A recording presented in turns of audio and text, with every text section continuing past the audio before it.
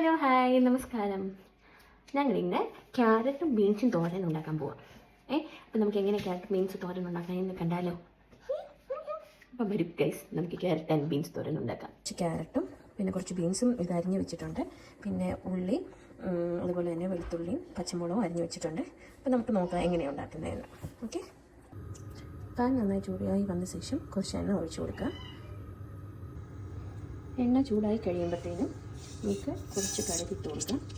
കടുക് പൊട്ടുന്ന വരെ നമുക്ക് വെയിറ്റ് ചെയ്യാം.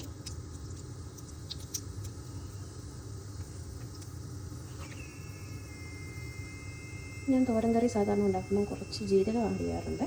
അപ്പം ജീരകത്തിൻ്റെ ടേസ്റ്റ് ഇഷ്ടമുള്ളവർ ജീരകം ആഡ് ചെയ്യാം. ഞാൻ ഇച്ചിരി ജീരകം ആഡ് ചെയ്തിട്ടുണ്ട്. ശേഷം നമുക്ക് കടുക് പൊട്ടി കഴിയുമ്പോഴത്തേനും നമുക്ക് പച്ചമുളക്, പിന്നെ വെളുത്തുള്ളി, സവാള നമുക്ക് ഇട്ട് കൊടുക്കാം. നമ്മൾ കുറച്ച് കറിവേപ്പില ഇട്ട് കൊടുത്തിട്ടുണ്ട്.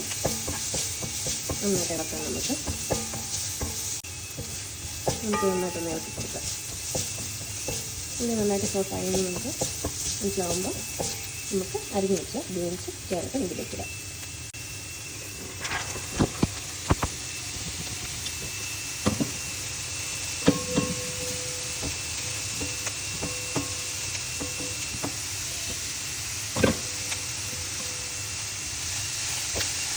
ഇതിലേക്ക് ആവശ്യത്തിന് ഉപ്പും മഞ്ഞൾപ്പൊടിയും ചേർക്കുക.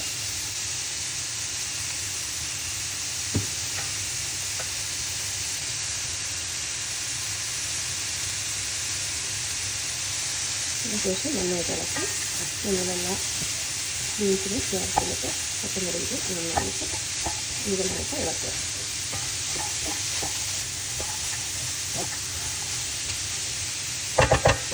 നമുക്കിത് കുറച്ച് നേരം മൂടി വെച്ച് വേവിക്കാം.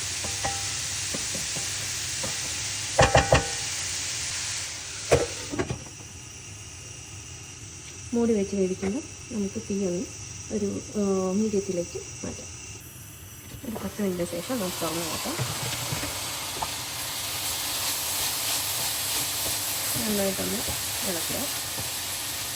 ഇതിലേക്ക് നമുക്ക് ആവശ്യത്തിനുള്ള തേങ്ങ ചേർക്കാം.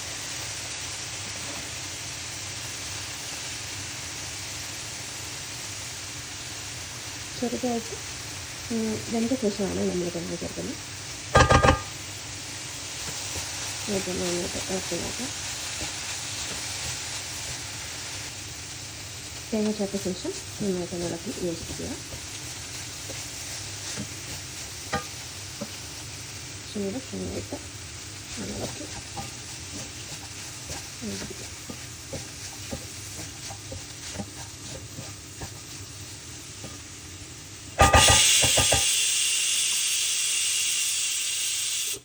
ഇതിനുശേഷം ഒരു 5 മിനിറ്റ് കൂടെ നമുക്ക് വേവിക്കാം. ഇടയ്ക്കൊന്ന് ഇളക്കി കൊടുക്കണം.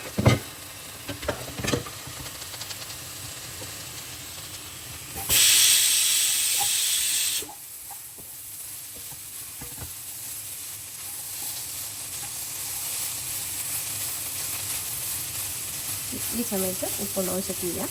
ഇല്ലെങ്കിൽ നിങ്ങൾക്ക് ആവശ്യത്തിനുള്ള ഉപ്പ് ചേർക്കുക. നമുക്ക് തുറന്ന് നോക്കാം.